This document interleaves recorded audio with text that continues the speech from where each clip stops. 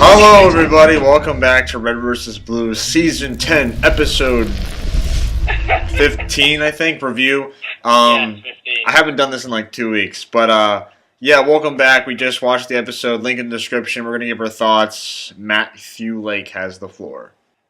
Sorry, I'm back now, but did you do a review last week of episode 14? I did. I'm actually uploading that right now. Oh, okay, right. So basically, episode 15 picks off right where episode 14 left off. Carolina wants to fight with Texas in the training room, and York goes and basically talks to her and kind of tries to give her advice on how to fight Texas, but kind of ends up just kind of embarrassing himself. And then Omega does make an appearance in this scene, which is the first time we've seen Omega as like kind of visual. So I was a little bit, I don't know, it seemed a little bit off, like how Omega was portrayed as like a visual. Because like how was it Gamma? How Gamma was done was like phenomenal, and like I pointed it out in the episode. I don't know, it just seemed a little bit off of how. He looked kind of like Delta in a way. Yeah, well, I think he was shown in the meta anyways in the construction at the very end. You see there was, so you know what he looked like anyways. So we know that he's gonna look like the Delta, but darker Delta, basically. You know, he's the anger. He's gonna look evil. So you know. I like how they kind of tried to show that at this kind of point the minds were kind of still separate from like Texas and Omega. Like Omega didn't just kind of take over her voice and like just take over her actions. She like kind of had a saying it and just kind of went, "Oh no, I'm not gonna do this. You don't have to help me. I'm just gonna fight her myself." For now, like as we know, Omega he's always like just kind of taking control and doing whatever he wants with whoever he's kind of in control of. But isn't Tex an AI? So how does that work? An AI in control of an AI. Okay. Yeah. I think it's just because like how it was kind of said before, like Church, when he gets his like fragments back, like he just kind of goes back to normal. Like that's why when Omega went into Church in season 5, I think it was, that he just kind of wasn't affected by it. But I think it's because Texas is like a completely different kind of split of the AI. It's not like her personalities. Yeah. Like it's just kind of adding on and kind of fucking up with her current kind of AI personality. Yeah. Yeah. Then the next scene after this, we get a glimpse of Carolina's AIs. They're still not in it. Which ones are the AIs which he has? I don't really know. I'm not sure of this down. I actually can't remember what it was. All I know is that it was going to be Wash and South's AIs. Yeah. And now they're the crazy ones the that Yeah. I like how they split off like that. It's kind of cool looking. Yeah. Like that's really well done. Like how they were kind of always matching and going with the kind of actions that Carolina was. Mm-hmm. That was pretty cool. Scene after this follows into the kind of the viewing room where all the Spartans, the freelancers are kind of just overlooking Texas, Carolina are about by. Matthew, yeah? You missed something. Missed the directors yelling out Allison. And Well, that happens later. Oh, we're not after that bit. We're not after that bit yet. Yeah, cause he says like Allison also. Oh yeah, right. He says Allison. I thought this proper gave me like not nostalgia, but it kind of like affected you, like how he just went like Allison, and then because like it's like all of his kind of fragments of personality, like all of them are feeling like the same emotion, and kind of like they all start breaking down, and you just kind of see everyone in like kind of room apart from Allison being affected by it. And then you see the sarcophagus making noises and stuff, and I thought, I don't know, it was the whole scene was kind of upturning, and it was just kind of, it was just uneasy. I feel bad for Maine. He's like having a humongous headache.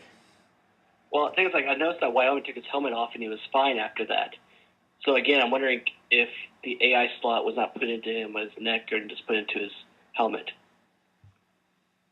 Yeah, when Carolina took hers off, she was kind of like, she was still hearing the voice. She was freaking the crap up. She was going crazy. Was that just some random like flaw for having two AIs, or was like that caused by something? I think that was caused, like I said, I think it was caused by, because, you know, like, all of the fragments of, like, the director's personalities. Yeah. Like, I think it was, like, because the director's worried that Allison's going to get her ass kicked by Carolina with two guys, and she's going to kind advantage of the two AIs, just in case. Like, he's kind of worried about it. Like, he's like, shit, she might die. Don't want to lose her again. So, like, he's, like, worried and shouting, and then, like, all of the AIs, which are, like, him, kind of are feeling the same emotion. Okay. Yeah.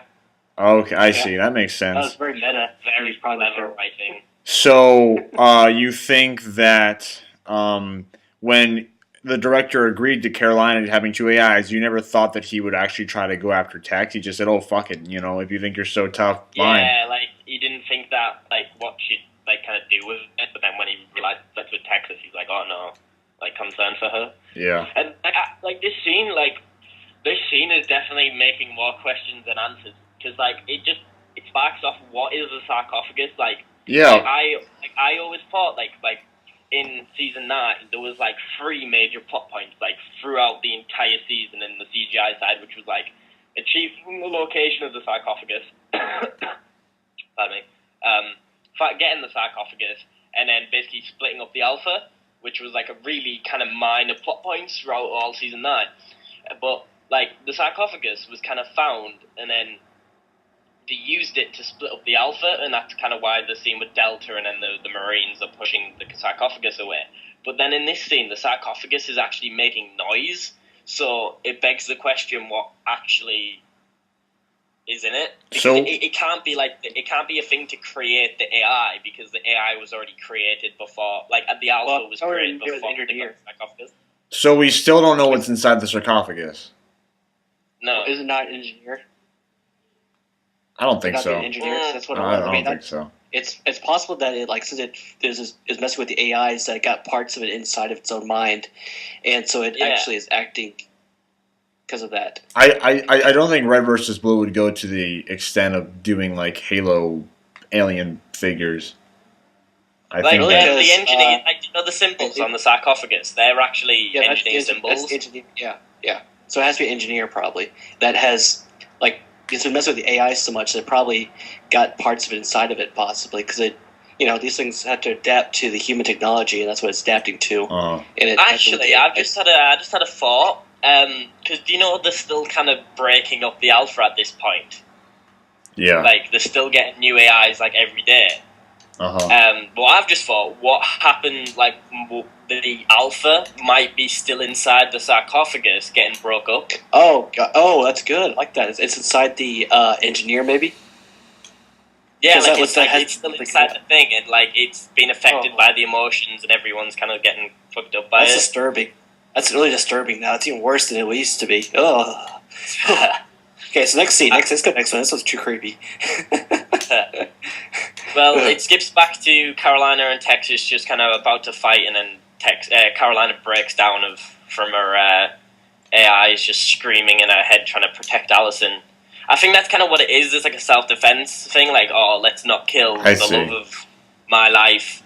Let's, like, just kind of fuck up everyone who's trying to harm her. Yeah. And I liked how like, Texas had, like, the kind of decency to, like, put her hand up to help her up, but then Carolina, being a stubborn cow as she is, just kind of smacks her away, and then Texas just kind of puts her down and knocks her out. I thought that was kind of cool, pretty badass. Present time. Present time, yep. Right, back to the Machinima side. I don't know, Washington's changing too much, in my opinion. Like, way too much. Like, he was, like, all the way through Reconstruction, Recreation, and Revelation, he was just such a badass. But as soon as someone else, badass or rarer, came on the scene, he turns into some kind of, like, the clown. I don't know, it'd be cool to kind of have badasses, like, as if Washington was kind of normal, like, as he was in, like, Recreation and Revelation, like, talking to Carolina as he was then. I think that'd be kind of better. Yeah. Rather than just kind of being a pushover to her. Well, the thing is, though, is remember that Washington was already silly in the first place. He's going back to his roots, and because the freelancer's there, he's trying, I guess, to be his best. I don't know. It's very confusing. It's just the character development after maybe all these because years. Like Carolina was like the closest freelancer friend to him because Tex was always isolated from everybody and Maine was trying to kill him. So maybe he's finally meeting some of his friends again, or that are actually his friends. If you notice that, literally, there's only like 2 freelancers still alive, which is Wash and Carolina. And the meta. He's dead. No. Anyway, go. Shut up, James. Shh. It's okay, James. I wonder if the Blue ODST's still alive. Yeah, he is actually. He's really down. He did wake up, but is he alive in the present time? Yeah, he's wearing blue armor. He's on a blue team. His name's Caboose. Or it might be Sarge. You never know. It can't be Sarge. I believe you guys mined the first episode, wasn't it? With the Sarge thing. Anyways. Well, basically, Carolina, Washington, and Church have some little disagreements and arguing about how Washington doesn't want to kind of advance with the mission, but Carolina wants to set it through and kind of just basically get to the director and get the job done. Yeah.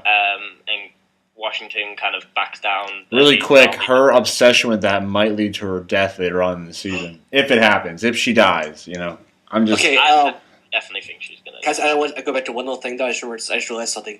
What if the Epsilon fragment just fragmented right inside that sarcophagus just then when that happened? Wait, what? And here it is. So let's figure this out. There's thoughts link right here. What if the fragment that came out of the sarcophagus just then is possible to have been Epsilon? Just when that moment happened with the Allison scream. Could be possible. Oh, yeah. Right there, split all of his memories out. Because it was so horrible. Yeah. And that's what messes up Wash. Holy crap, it's possible. That's a good theory. Yeah. Well, we'll find out in the next few episodes if Epsilon's the next AI to get implanted. Yeah. If he is, then your theory is correct. I'm awesome. Okay, next thing. Sorry. The big reveal. Okay. And this next scene is probably the best scene of the whole bloody Machinima. Griffin and Sarge walk up to where Lopez died, and they see him as a little scarecrow. Lopez crow. I thought that was pretty cool. Scare Lopez. What does it say on his chest? No birds. Yeah. And he's got the right. I just love it. And then I started laughing so hard. And then, as we said, was it last week or the week before? Donut is alive. Yeah. Oh. And so is Doc. Yep, Donut comes back, and then they're like, oh, wait, how did you live? You must have had someone to heal. Oh, shit. And then Doc walks out of nowhere. Yep. Awesome. Awesome. Hey, initiate plan, turn me towards Doc or whatever it was. Or shotgun towards Doc. Yeah. That's just the plan to Griff. Oh. So why did they remove the scene where Donut does wake up? I don't know. I think they might have removed all the sponsor extras. That's what I think what I noticed was that was probably all the sponsor extras are gone. But I think we're about to hit 15 minutes, though, James. We're at 13 minutes and 55 seconds. Okay, good. Never mind. Well, we're near the end of the episode, but basic summary, Doc and Donut are back. Yep. Yay! So happy. So awesome. Guys, do you wanna give you the episode all right, review? I'll go first. I'm gonna give it 2 scores: progression and fan. As a fan review, probably I'll give it an. I'll give it an A just because I love those 2 characters. In terms of story progression, I'll give it a D because nothing happens. Actually, I'll give it a C. C. Okay, I'm gonna go. I'm you're James. You're wrong. All right. For fan, sorry. Got less than 30 seconds. I would say as a fan, I'd say A+, and then for story progression, I'll also give it A+ because of the fragmentation for Epsilon possibility and all that other stuff that happened in the first scene, the Donut and Dot coming back to life and all that stuff. So that's pretty good. I liked it. I normally rate it in 2 parts, the CG and Machinima, but everything across the board kind of seemed on par with this episode. The only problem with the CG scene that I noticed was the shoulders not being aligned again. But other than that, it was really good. The CG, I'll give it an A. The writing was really good, and I really loved how the whole kind of everyone just kind of collapsed when Allison was kind of in danger. And the Machinima side, I'll give an A as well, so it'll be like an A across the board. Really good episode. Really enjoyed this. Yeah, I guess I'll give it an A too. Really good. That's right, James. Change your I'll change my mind. A for everything. It was good. Yeah, you're right. It was good. You like to play your man, except for that you lost. Yep. That's it. Okay. For Red vs. Blue, Season 10, Episode 15. Let us know your thoughts. Thank you for watching. And we'll see people next week. Ciao. See ya. Bye.